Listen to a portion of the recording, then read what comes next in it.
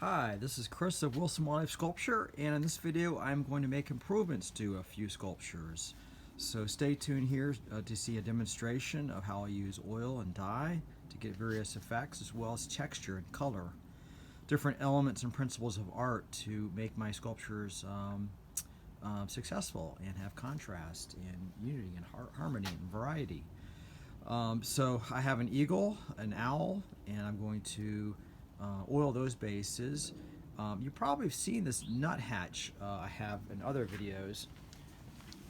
I'll start off with it because I'm actually not going to demonstrate here. I'm just going to tell you what I'm going to do. I just came back from a show and I've been staring at the piece for the whole weekend and thinking, oh, it's good. It had a lot of interest, but it could be improved. And my idea is to add flowers.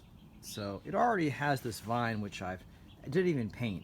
I left it kind of artistic, and I think it works. It's a wall hanging sculpture, and I like it. Features a nuthatch creeping down this piece of oak, which I polished and sanded, and I show how I do that in other videos. But I am going to add some flowers for color, and these are just primed pieces. There's a carved flowers, which I primed. I have a little filler on some mistakes, but I'm going to add the flowers to the vine, and I think it's going to add some more interest and color to the piece and contrast, because really it's too dark right now, and to lighten it up it needs something much lighter, so why not flowers? And since it's almost spring here, I'm thinking dogwoods. So this nuthatch will be on its search for insects it's a vine, but it could be a branch. So I'm just going to make it a dogwood. So here are a couple other pieces. I'll put this down a second. I have this little elf owl. This is the smallest owl in North America. It's native to the Southwest, and it's a cute little owl. I've liked the sculpture. I like the owl a lot. Here's some details of it. Hope you can see that okay. I'll try to get in some better light. And I actually had a cactus. The whole thing, I had a cactus that went in this square tubing here, but it overwhelmed the sculpture. And so I made this base, which still is pretty overwhelming, and it's kind of an interpretive cactus, very stylized. And I just went back and added texture to it, because it was just all too smooth, not enough contrast. So it's very stylized now, although the bird is realistic. And again, I mean, this is my hand. That's, it's the smallest owl in North America. It's pretty cool. It's called an elf owl, and they actually nest inside cacti in the Southwest. And the other sculpture is a golden eagle I'm going to improve. Okay, I just improved it by modifying this branch it's on a little bit, which is in wood and metal. I'll turn around so you can see it.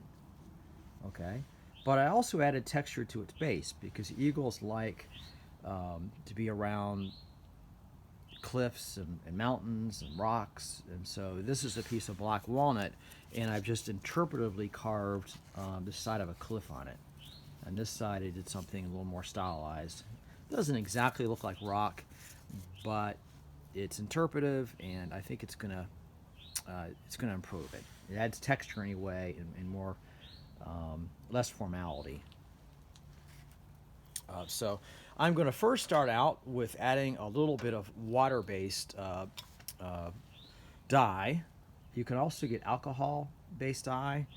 And a friend was just telling me this at my last show. He's an expert woodworker, and I'm honored that he collected one of my works, because he's a very successful wood turner and knows how to do all kinds of finishes. And the fact that he's been admiring my work for the last 6 years and bought a nice substantial piece, I'm really honored. I had a great show, and I've got to get work ready for another show. So this is what I'm doing. I don't have much time, and I'm very tired because these shows are hard work, but I'm honored. So I need to get a brush here, and I have a brush somewhere, but that's the most important thing you do to apply it. So Here are the sculptures again. I will get closer so you can look at the detail. Now you can see it in better light.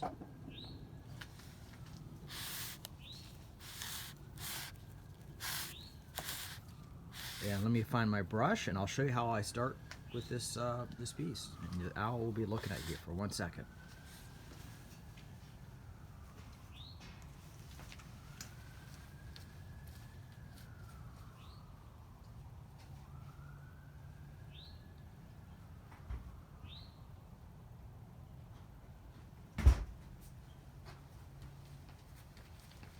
I'm going to actually use a big brush, because usually I use a small disposable brush, but I just don't have much time. This is going to be faster, and I'm going to start with this black base. This black, this is pretty pigmented water, which I boiled. I've demonstrated before on a frog base, and it was so successful I sold that too. So I'm going to demonstrate this technique. This is a, I believe it's really hard maple. I finished it with a polish, but I've added this texture here. And I want it darker around the base here. It's not going to go in all the areas that well because I've already oiled parts of it. But I want it to soak in some of the grooves and be darker. Kind of showing the ground or night. I'm going to also darken some of the crevices of the walnut. Let me tilt the camera so you can see it a little bit better. I'm glad the light's looking a little bit better now. But there we go. So you can see the bases there. There's my dark dye. And I'm just dyeing here for some contrast. Dyeing the wood. So here I'll show you some of the techniques here.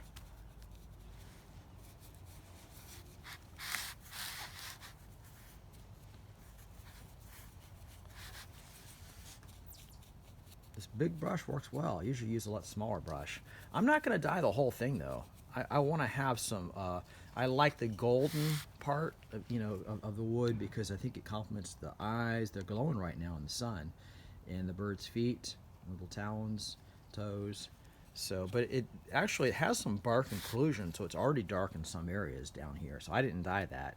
That is just a bark inclusion. But I am dyeing around the base of the wood and a couple of these grooves. I should probably, it's advised to wait to before you put oil over it. But I'm packing for a show, so I don't have a ton of time.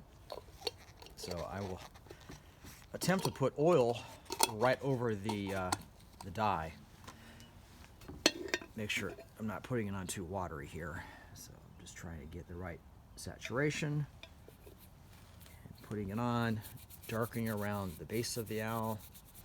I want to create this more value scale from dark to light, so the base is darker and then it's lighter going up to the owl. Just my vision of the owl at night. It's cactus, southwestern cactus type terrain. But I live in the southeast and we barely have any cacti, so I have barely stylized this.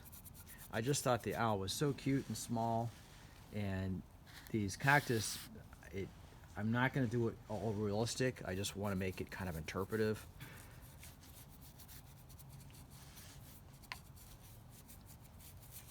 So I will take the owl off when I oil, but I want to show you what it looks like with it on here. Now I got to look at this piece here, the eagle, and see if I want to darken it. And I actually darkened the black walnut a little bit at the base already, but do I want to darken this side? Maybe some grooves, maybe just a little bit. Darken some little areas, little crevices there to make it look more like a rock ledge.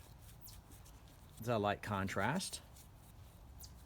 This is sapwood, part of the piece. So here you go. You can see the detail a little bit better. So the sapwood usually doesn't get that dark, but I have just darkened it because I want a little contrast. Okay. See from all sides. I like to look around. It's already dark enough over there. Maybe I'll darken a groove real quick, just a little bit of one. There we go. It has a nice curve in the base, which echoes the curve of the branch. I try to get good compositional movement in the pieces. Okay, that's kind of what I did here at this owl. So I'm going to do the same thing. I'm going to emphasize these grooves a little bit.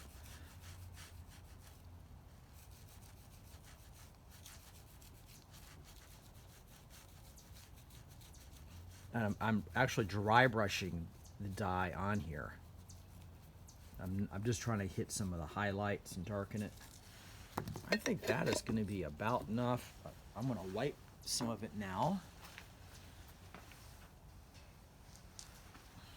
Just an old towel, soft cotton. This is actually just an old sock. So, but it works. But I don't want it to be wet because I'm going to apply oil right over this. And if I don't like it, I can sand it off. But again, I'm kind of experimenting.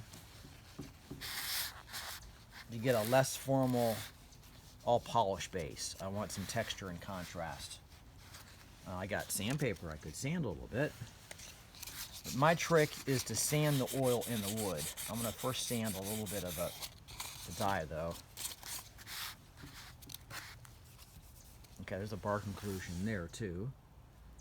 Let me back up so you can see the whole piece. There we go. Okay, well, at least you can see the owl. We'll get to the eagle here shortly. But now it's time for the oiling.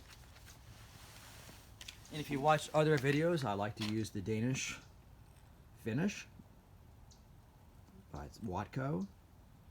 And it stains it a little bit, but it seals and protects it, and it leaves a smooth finish, especially if you sand it in. So I'm going to demonstrate that real quick. Got to open it with pliers, panel locks, because it's gummed over a little bit. I need to get some more soon.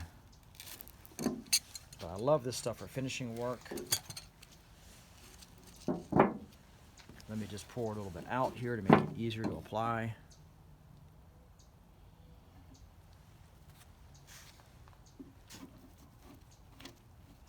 And I'm gonna get a different brush that is going to be less.